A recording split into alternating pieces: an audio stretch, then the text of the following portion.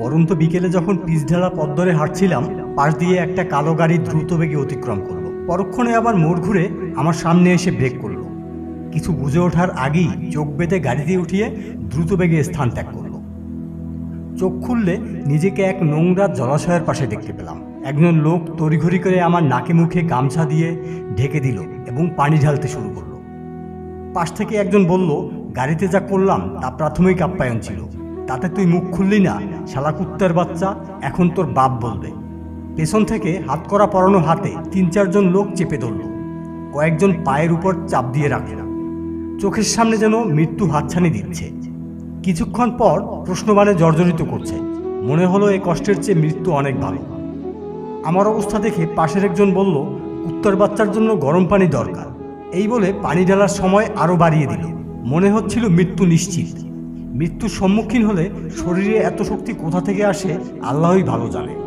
আমার শরীরে ঝাঁকুনিতে ৩-৪ জন লোক হাত ছেড়ে একে অপরের উপর পড়ে গেল। এভাবে চলছিল জীবন মরণ পরীক্ষা। মুমূর্ষু অবস্থায় চোখ বেঁধে নিয়ে চলল অজানা গন্তব্যে। চোখ খুলে নিজেকে খুঁজে পেলাম ঘুটঘুটে অন্ধকারে। ক্লান্ত শ্রান্ত শরীর এপাশ ওপাশ করতে ব্যথা হচ্ছিল। এ অবস্থায় ঘুমোতে ইচ্ছা করছিল। এমন সময় বৈদ্যুতিক বাতির ঝাঁঝালো আলোতে ঘুমের স্বাদ মিটে গেল। সাথে সাথে রুমের ভিতর কয়েকজন সদস্য ঢুকে আমাকে টেনে তুলল। হাত পা বেঁধে একটি কাঠের ফ্রেমের মধ্যে হাত ও পায়ের ফাঁক দিয়ে লাঠি ঢুকিয়ে ঝুলিয়ে দিল। মাথা নিচের দিকে ঝুলছে, পায়ের গোড়ালি ও নিতম্ব একসাথে আটসাট হয়ে লেগে আছে। হাঁটু, পায়ের তলা ও নিতম্বে আঘাতের পর আঘাতে ক্ষতবিক্ষত হয়ে রক্ত ঝরতে লাগল। আগ্রাসী পদক্ষেপে বুটের শব্দ তুলে অফিসের গোছের 2 জন লোক সাথে কয়েকজন সিপাই নিয়ে ভিতরে প্রবেশ করল। সবাই ইউনিফর্ম পরিহিত। বুঝতে কষ্ট হলো না, এরাই হচ্ছে দেশের কুখ্যাত এলিট ফোর্স র্যাব। অফিসের গোছের লোকটি বিকট শব্দে চেঁচিয়ে উঠল, হারামজাদা, এখনো সময় আছে, স্বীকার কর, প্রাণ রক্ষা পাবে। এভাবে কত সময় কাটলো বলতে পারি না। যখন জ্ঞান ফিরল তখন দেখি টাইলস করা মেঝেতে হালকা বেডের উপর শুয়ে আছি। সেই কর্দমাক্ত স্যাঁতসেঁতে কক্ষ উধাও। কানে মৃদু আওয়াজ এলো, ধমকের সুরে কেউ বলছে, তার সাথে এমন আচরণ করলে কেন, ইত্যাদি ইত্যাদি। সাথে সাথেই একজন অফিসার পাশে দাঁড়ানো একজনকে দেখতে পেলাম। সে আমাকে সান্ত্বনা দিতে চেষ্টা করল। ভাবখানা এমন যে কেউ আমার সাথে অন্যায় করে ফেলেছে। আমাকে বলল, তোমার কিছুই হবে না, তুমি শুধু আমাদের একটু সহযোগিতা করো, তুমি দেশের নাগরিক, তোমার উপর যে জুলুম করেছে তারও বিচারের ব্যবস্থা আছে। নানা কথা বলে আমাকে কনভিন্স করার চেষ্টা করল। অতঃপর অন্যত্র নিয়ে যাওয়ার কঠোর নির্দেশ দিয়ে চলে গেল। আভিজাত্যের ছোঁয়ায় পরিপূর্ণ কক্ষ দেখে মনে হলো কোনো অফিস। মানসম্মত খাবার, কত সুন্দর ব্যবহার, যেন 5 তারকা হোটেলকেও হার মানাবে।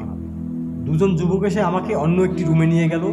চেয়ারে বসা সেই অফিসারটির সাহায্যে জানতে চাইল আমি কেমন আছি, শরীরের অবস্থা কেমন। সব শুনে বলল, তুমি চিন্তা করো না, তোমার মা বাবা সবাই ভালো আছে, আর একটু সুস্থ হও তখন বাড়ি যেও। তবে বাড়িতে না গিয়ে বিদেশে চলে গেলেই ভালো হবে। তোমাদের সপরিবারে বিদেশে চলে যাওয়ার সব ব্যবস্থা আমি করে এসেছি। এই যে দেখো বিমানের টিকিট, পাসপোর্টের ঝামেলা বিশেষভাবে সমাধান করেছি। ঊর্ধ্বতন অফিসারের নিকট আমি তোমার ব্যাপারে সব বলে এসেছি। তাছাড়া নিরপরাধ ও অনুতপ্ত নাগরিকদের ব্যাপারে সরকারও আন্তরিক। তুমি নির্ভয়ে আমাকে সব বলতে পারো।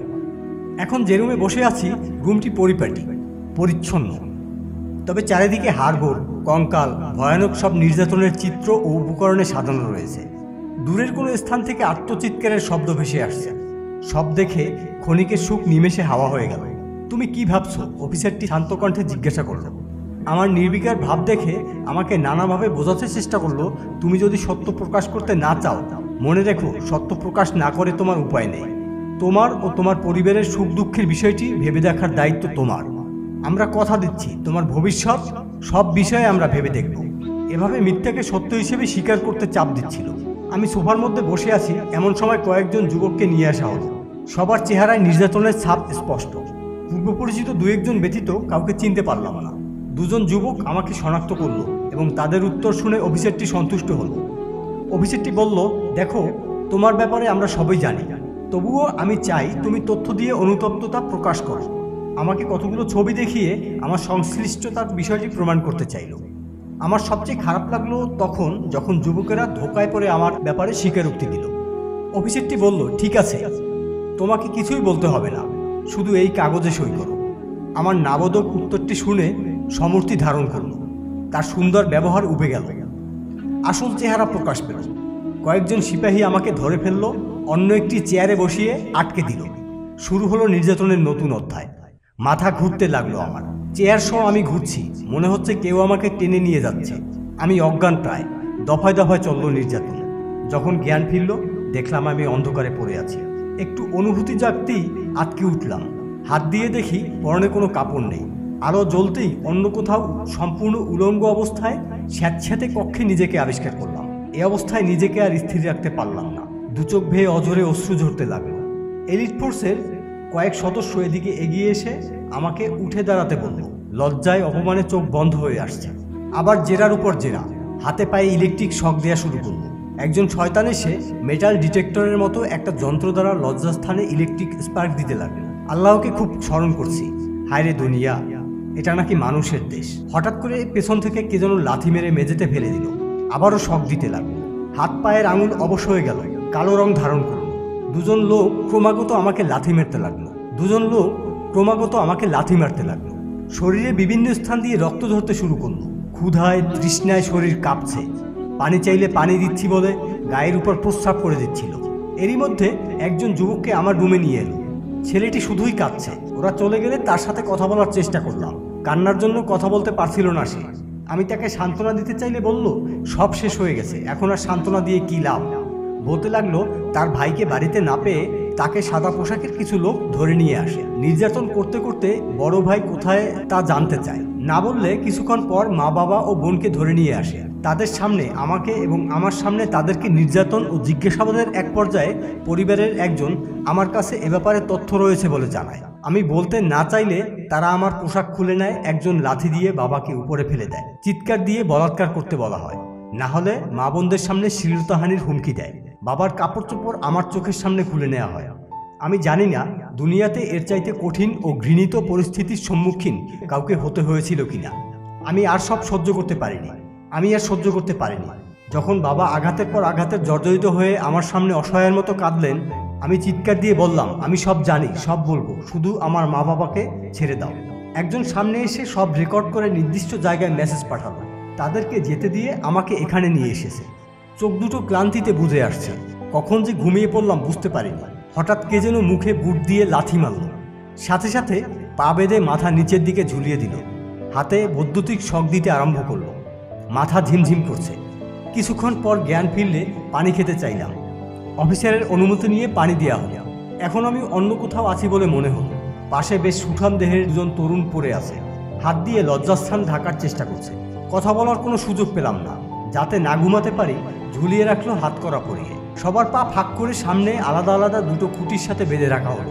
মাথায় ও শরীরের বিভিন্ন স্থানে অসহ্য ব্যথা অনুভব করলাম। কিছুক্ষণ পর এ অবস্থায় ঘুম আসতে চাইলে ইলেকট্রিক শক দিতে আরম্ভ করলো। রাত দিন এভাবে চলতে চলতে মানসিক ভারসাম্য হারানোর উপক্রম হলো। দিনের পর দিন চলছে তো চলছেই, যেন এর কোনো শেষ নেই। এবার আমাকে একটা ছোট রুমে দাঁড় করিয়ে রাখলো। এক সুতা নড়াচড়া বা বসার সুযোগ নেই। মনে হলো এর চেয়ে ঝুলন্ত অবস্থায় ভালো ছিল। এ অবস্থায় কিছু শুকনো রুটি খেতে দিল। খেতে পারছি না দেখে পানি এনে দিল। পানি ও রুটি খেতে কষ্ট হলো না। এখন আর ঘুম ধরে রাখতে পারছি না। ঘুমানোর চেষ্টা করলাম মাত্র, হঠাৎ মাথার উপর বিকট শব্দ করে ধারালো ও তীক্ষ্ণ সূচাগ্র মাথা বিশিষ্ট লোহার থাম নিচের দিকে নামতে আরম্ভ করতে দেখলাম। ভয়ে আর্তচিৎকারে থামটি থেমে গেল। মনে মনে স্থির করলাম এ অবস্থা থেকে মৃত্যুই শ্রেয়। আবার ঘুমাতে চেষ্টা করলাম। সাথে সাথে আবার বিকট শব্দ। কিন্তু থামটি যতই নিচে আসছে শরীরের রক্ত ততই লাফাতে শুরু করল। আমি আর পারছি না, ঘুমাতে দিচ্ছে না, জেগে থাকাও সম্ভব হচ্ছে না। আর কত নির্ঘুম থাকতে হবে।